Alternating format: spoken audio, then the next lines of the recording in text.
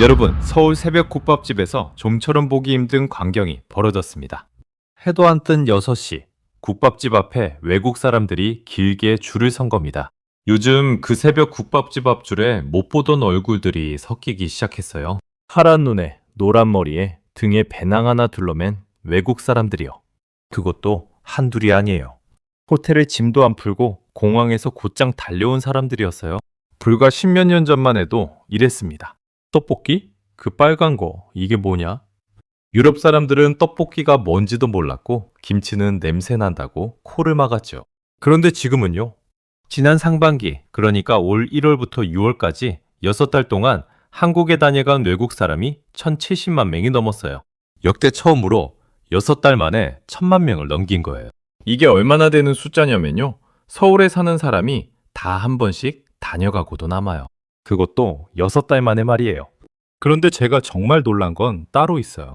이 사람들이 공항에 딱 내려서 제일 먼저 어디로 가는지 아세요? 경복궁도 아니고요. 남산도 아니에요. 호텔에 짐도 안 풀고 밥집부터 달려가더라는 거예요. 대체 우리가 수십 년 그냥 먹어온 이 음식들이 뭐길래 비행기까지 타고 와서 새벽부터 줄을 서는 걸까요? 그 놀라운 한국 음식들의 비밀이 지금 바로 공개됩니다. 자, 이게 참 궁금하잖아요. 외국 사람들이 왜 하필 밥집부터 찾느냐 이거예요. 이게요, 알고 보면 다 이유가 있더라고요. 여러분, 요즘 저 멀리 사는 외국 젊은이들이 한국을 어떻게 처음 만나는 줄 아세요? 예전 같으면 책이나 뉴스로 한국이라는 나라가 저기 어디 있대 정도로 알았단 말이에요. 그런데 지금은 안 그래요. 손바닥만한 휴대폰으로요, 한국 드라마를 보고 한국 노래를 듣고 한국 사람들이 뭘 먹는지를 매일같이 들여다봐요. 특히 그 먹는 장면이요. 드라마 주인공이 포장마차에서 어묵 국물을 후루룩 마시는 장면. 라면을 냄비 뚜껑에 덜어서 호호 불어먹는 장면.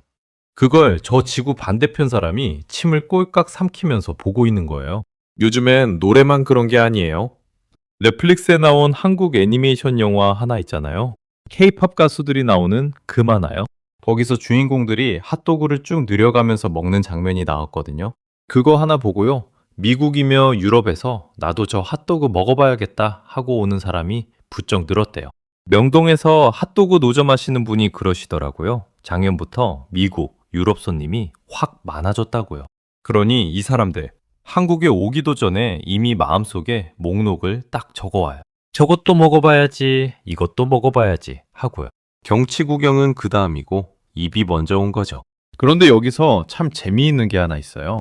불과 십몇 년 전만 해도 안 이랬거든요.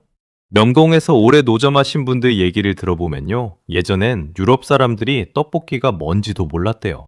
빨간 걸 내미면 이게 뭐냐고 슬금슬금 뒤로 물러나고요. 손님이라고는 거의 다 우리 같은 동양 사람들 뿐이었대요.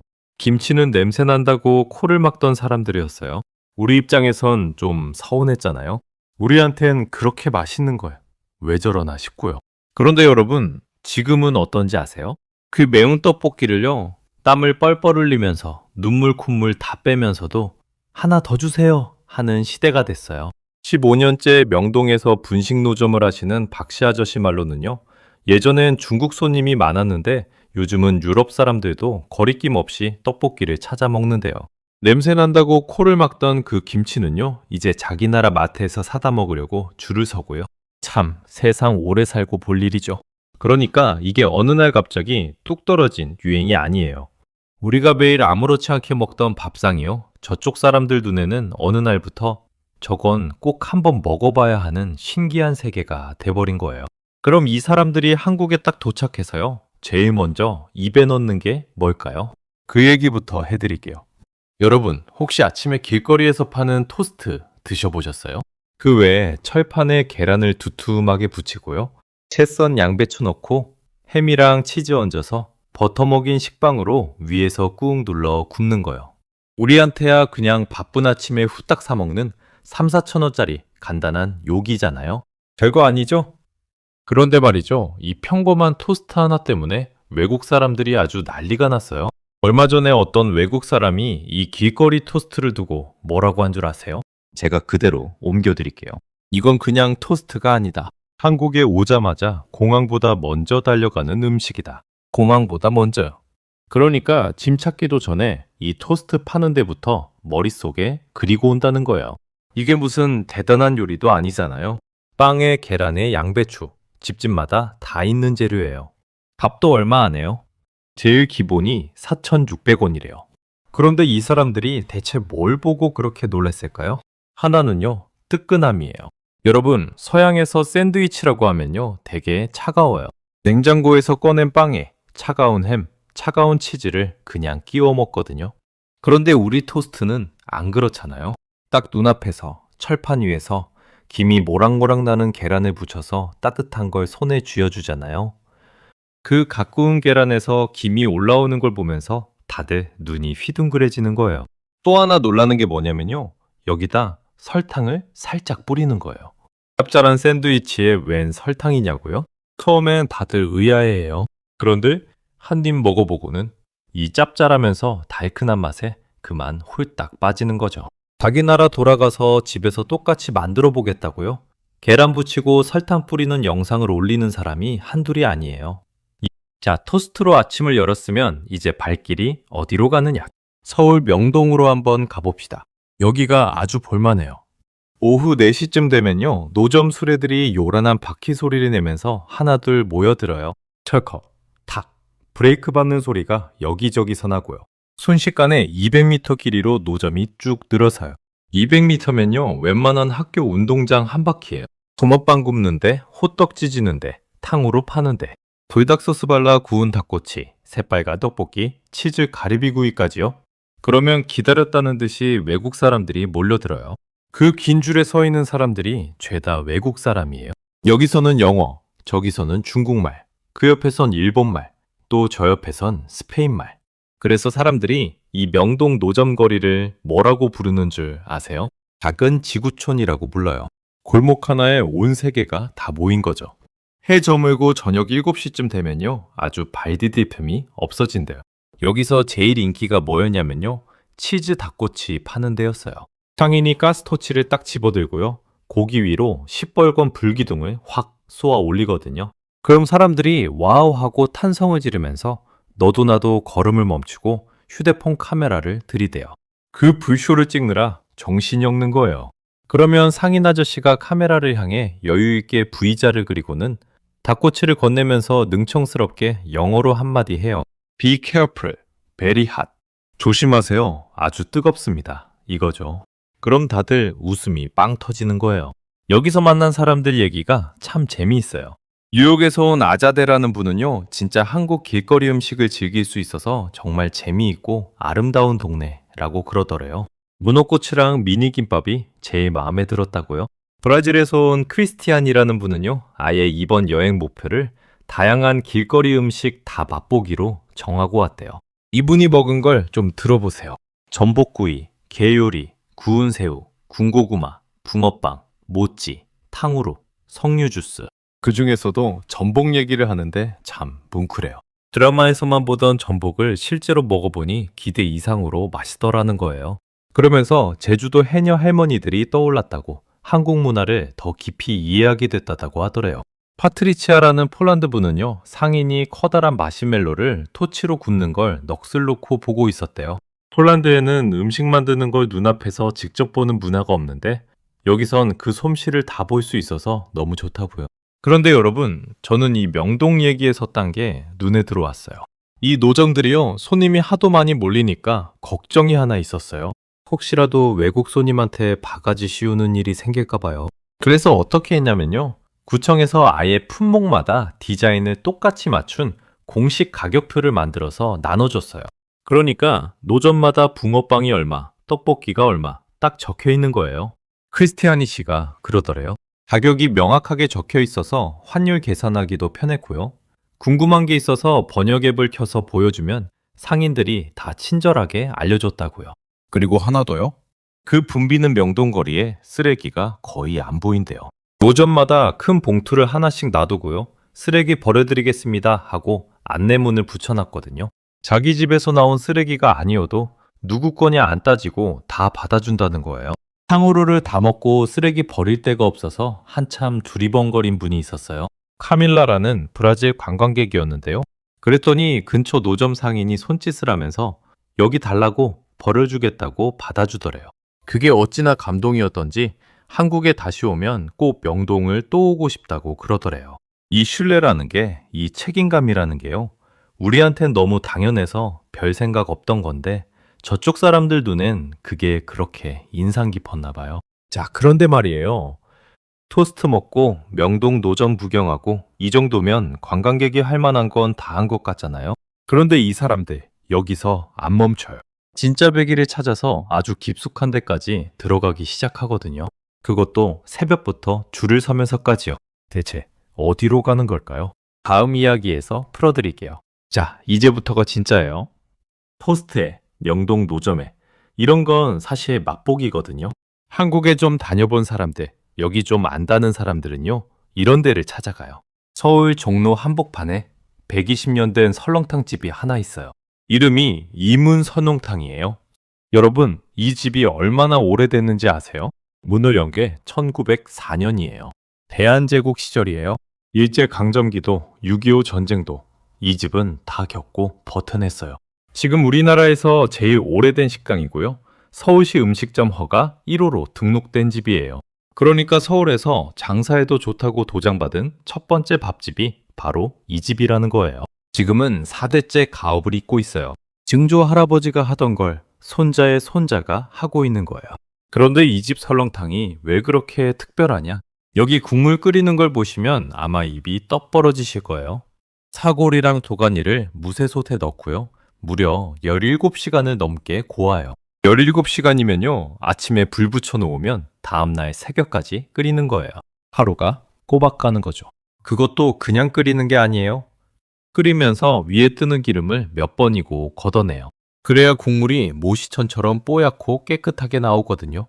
게다가 이 집은요, 화학 조미료를 아예 안 써요. 지원이니 다시다니 그런 거 없이 오로지 사골 우린 그 국물 하나로 승부를 보는 거예요. 그런데 여기서 재미있는 얘기 하나 해드릴게요. 이 설렁탕을 처음 먹어본 외국 사람들이요, 다들 똑같은 반응을 보여요. 미국에 사는 어떤 사람이 인터넷에 이런 글을 올렸어요. 제가 그대로 옮겨드릴게요. 설렁탕을 처음 먹었을 때 세상에 이렇게 맛없는 음식이 다 있나 싶었다. 아무 맛이 없더라. 그러니까 우리한텐 구수한 그 국물이 저 사람 입엔 처음엔 밍밍하기만 했던 거예요. 그런데요, 이 사람이 딴 집에 가서 한 번을 더 먹어봤대요. 그러고는 글을 이렇게 이어가요. 국물이 맑아서 아무 맛도 없어 보이는데 먹어보니 엄청나게 깊고 감칠맛이 나서 완전히 놀랐다. 처음엔 형편없다던 사람이요, 두 번째 먹고는 훌딱 반한 거예요. 이게 무슨 얘기냐면요, 우리 국물 맛이라는 게 확 치고 들어오는 맛이 아니잖아요. 혀에 착 감기면서 은은하게 올라오는 맛이거든요. 이걸 알아채려면 몇 번은 먹어봐야 하는 거예요.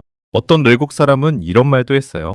이 설렁탕이 자기한텐 아플 때 먹는 음식이라고요. 속이 편하고 몸이 풀려서 엄마랑 같이 먹는다고요. 우리가 몸살 나면 뜨끈한 국물 찾는 거랑 똑같죠. 자, 이런 집이 이문선홍탕만 있는 게 아니에요. 서울 중구에 용금옥이라는 집이 있어요. 문을 연 게 1932년이니 90살이 넘었죠. 여기는 서울식 추어탕을 파는 데예요. 지금 서울식으로 추어탕을 제대로 하는 데가 이 집 하나밖에 안 남았대요. 우리 옛맛을 지키는 마지막 집인 거예요. 또 우레옥이라는 냉면집이 있어요. 문을 연 게 1946년이에요. 이 집 이름이 참 뭉클해요. 원래 다른 이름이었는데요. 6.25 전쟁 때 피난을 갔다가 다시 돌아와서 문을 열었거든요. 그래서 이름을 또 올레자를 써서 우레옥이라고 지었대요. 다시 돌아왔다는 뜻이에요. 이 집이 지금은 평양냉면의 성지라고 불려요. 이 평양냉면도 재미있어요. 외국 사람들이 처음 먹으면 맹물에 국수만 것 같다고 그래요. 그런데 자꾸 먹다 보면요, 그 은은한 고기 육수 맛에 스르르 빠져든대요. 명동에는 또 명동교자라는 칼국수 집이 있어요. 문을 연 게 1966년인데요. 진한 닭육수 칼국수로 이름을 날린 집이에요. 이렇게 오래된 밥집들이요, 미쉐린이라고 아시죠? 그 세계적으로 유명한 맛집 안내책자요. 거기 이름을 올린 서울의 노포가 12곳이 있는데요. 이 12집 나이를 다 합쳐보니까 876년이더래요. 876년이면요, 고려시대부터 지금까지를 쭉 이어붙인 세월이에요. 밥집 몇 곳에 그만한 시간이 쌓여 있는 거죠. 그런데 여러분, 저는 이 노포들 얘기에서 제일 마음에 남는 게 하나 있어요. 이 오래된 집들의 공통점이 뭔지 아세요? 바로 김치예요.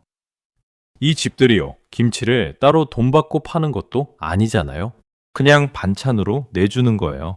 그런데 그 돈 한 푼 안 받는 김치에다가 제일 좋은 배추를 골라 쓰고 정성껏 담가서 숙성까지 시킨대요.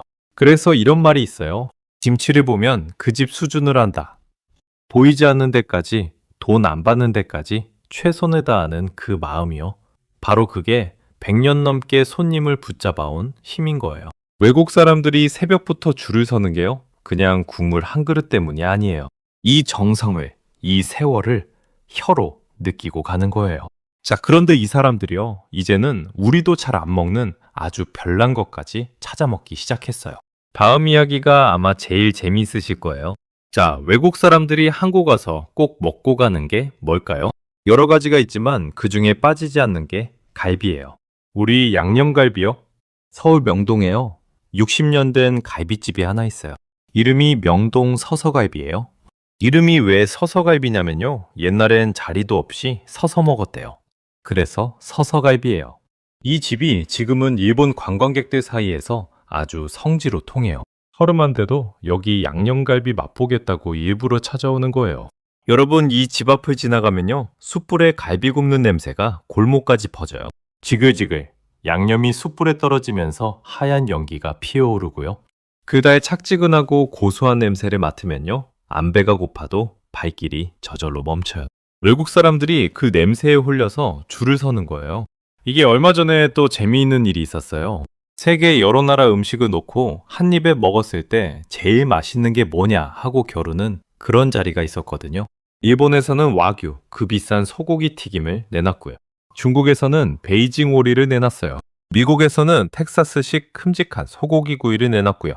네로라는 음식이 다 나온 거예요. 그런데 거기서 우리 양념갈비가 10점 만점에 10점을 받았어요. 만점이요. 그럼 대체 이 갈비가 뭐가 그렇게 특별하냐?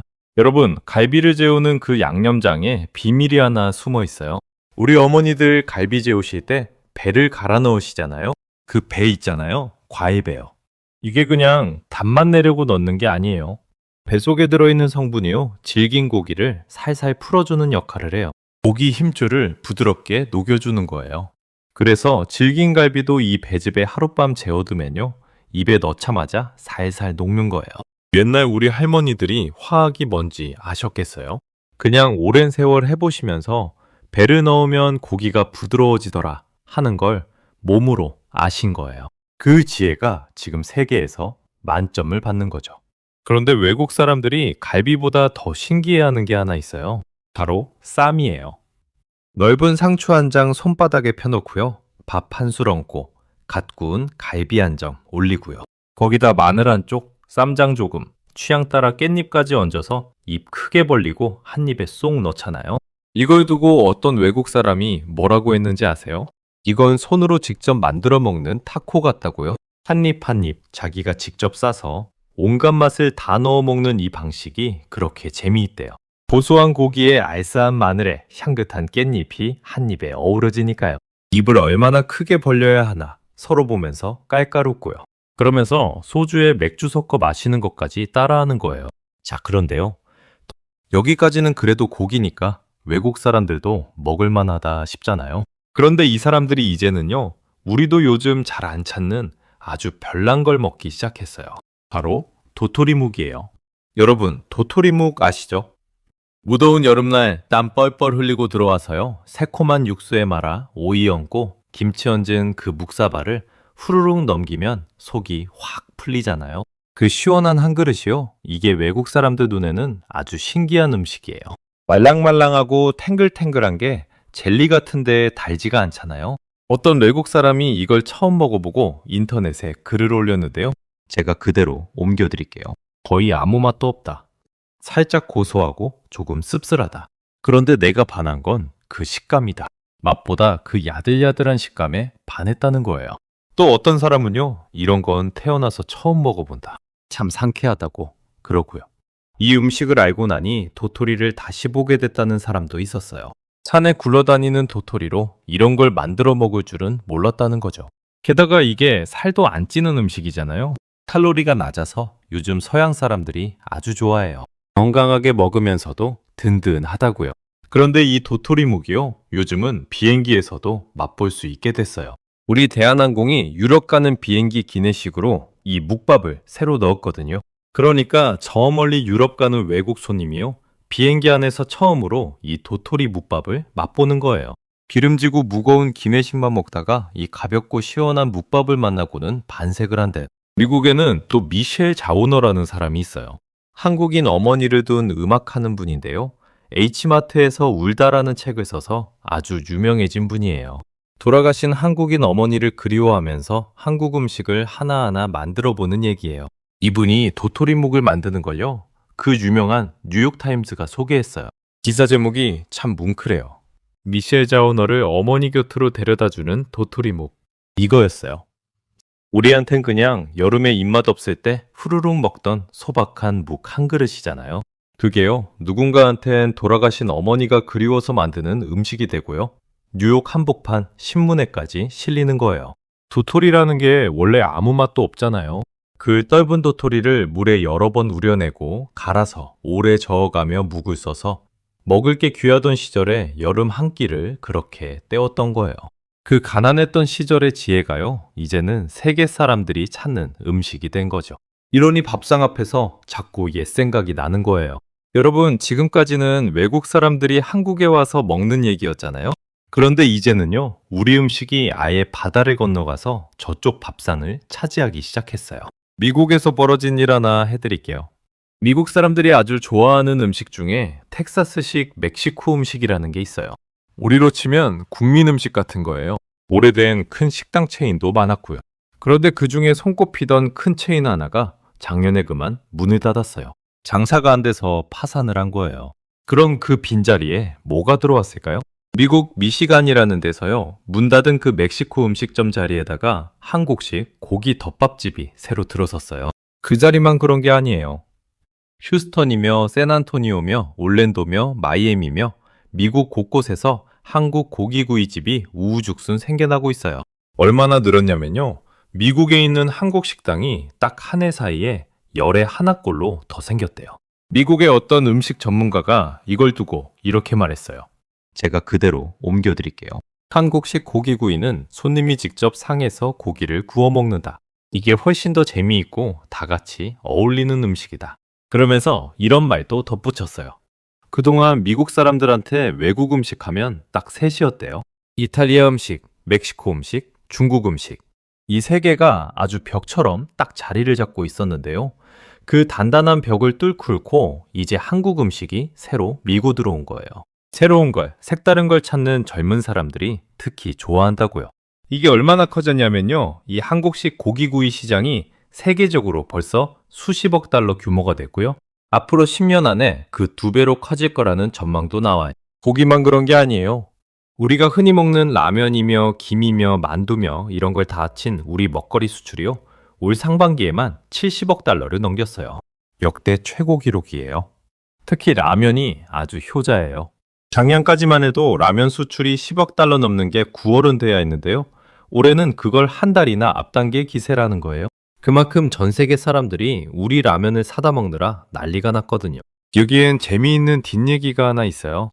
넷플릭스에 나온 그 한국 애니메이션 K-POP 데몬헌터스 영화 있잖아요. 거기 주인공들이 라면 먹는 장면이 나오니까요, 전 세계 사람들이 저 라면 나도 먹어봐야겠다 하고 달려든 거예요. 그리고 여러분, 그 김치 얘기 안 할 수가 없죠.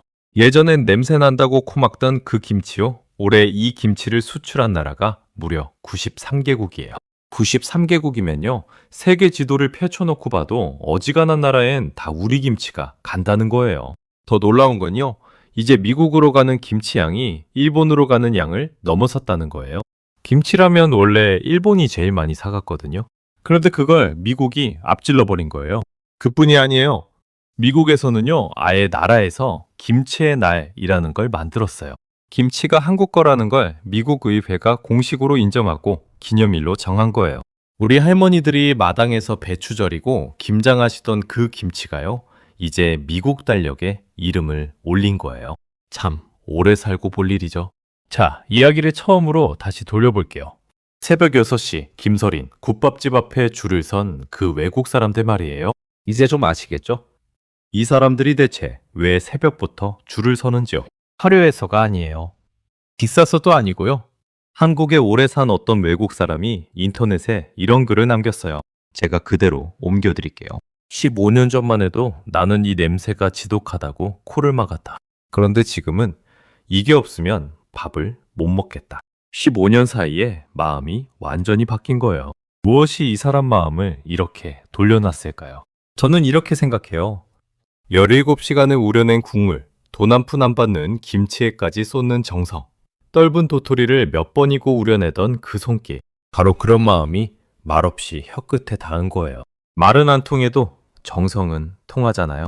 여러분, 이 밥상을 차린 건요, 어느 날 반짝하고 지나갈 유행이 아니에요. 매일 새벽 어두울 때 나와서 불을 켜고요, 오늘도 어제처럼 정성껏 국을 끓여온 사람들이거든요. 우리 어머니, 우리 할머니, 그리고 지금도 그 자리를 묵묵히 지키고 계신 분들이요. 그분들이 수십 년 차려온 그 소박한 밥상이요, 이제는 저 바다 건너 온 세계 사람들 앞에 놓이고 있는 거예요. 우리한테는 그저 매일 먹던 한 끼였는데 말이에요. 참 생각할수록 고맙고 뭉클한 일이죠. 오늘 이야기 여기까지 들어주셔서 고맙습니다. 다음에 또 재미있는 이야기 하나 들고 찾아뵐게요. 감사합니다.